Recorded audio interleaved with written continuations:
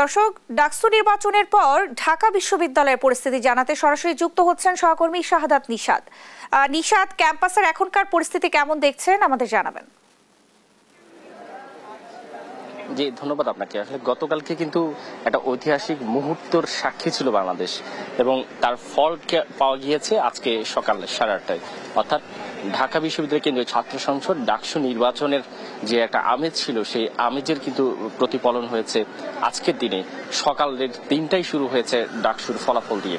সারা রাত দিনভর গণনার পর কে হচ্ছেন ঢাকা বিশ্ববিদ্যালয় কেন্দ্রীয় ছাত্র সংসদের ভিপি, জিএস, এজিএস সহ গুরুত্বপূর্ণ 28টি পদে সেই নেতৃত্বের যে আনুষ্ঠানিক ঘোষণা, সেটি সারা রাত ভোট গণনার পর সকালেই 8:30টার দিকে ঘোষণা হয়েছে। এবং এরপর থেকে এখন পর্যন্ত আপনারা জানেন যে ভিপি পদে ছাত্র শিবিরের যিনি আবু সাদিক কায়ুম, তিনি ভিপি হয়েছেন। কিন্তু অন্যান্য যে ভিপিরা ছিলেন, বিশেষ করে ছাত্রদল প্যানেল থেকে মনোনীত আবিদ খান এবং উমা ফাতেমা, তারা কিন্তু এই ভোট বর্জন করেছেন ফেসবুকে ঘোষণা দিয়ে।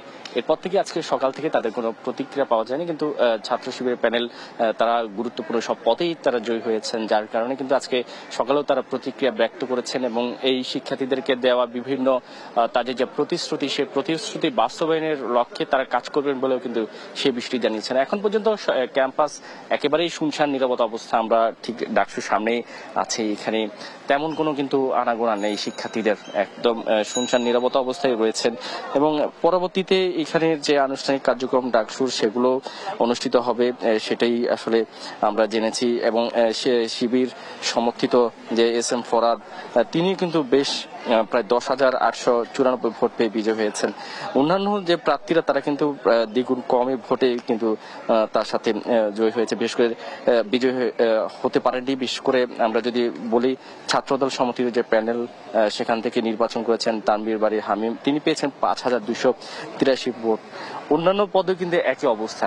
তো সবকিছু মিলিয়ে শিক্ষার্থীদের যে আনুষ্ঠানিক যে অংশগ্রহণের নির্বাচন, সেটি আমরা এখানে লক্ষ্য করতে পেরেছি। এবং দু একটি অপ্রীতিকর ঘটনা ছাড়া কিন্তু তেমন কোনো বড় গুরুতর কোনো অভিযোগ ছাড়াই এই জাতীয় নির্বাচনের আগ মুহূর্তে যে সকলের যে মুখ ছিল ডাকসু নির্বাচনকে ঘিরে, সেটির কিন্তু বাংলাদেশের মানুষ দেখতে পেরেছে যে গ্রহণযোগ্য নির্বাচন বা শিক্ষার্থীদের কিন্তু বড় কোনো ধরনের প্রতিক্রিয়া কিন্তু সকাল থেকে কোনো ধরনের অপ্রীতিকর ঘটনাও কিন্তু এই ঢাকা বিশ্ববিদ্যালয়ের সাক্ষী হয়নি।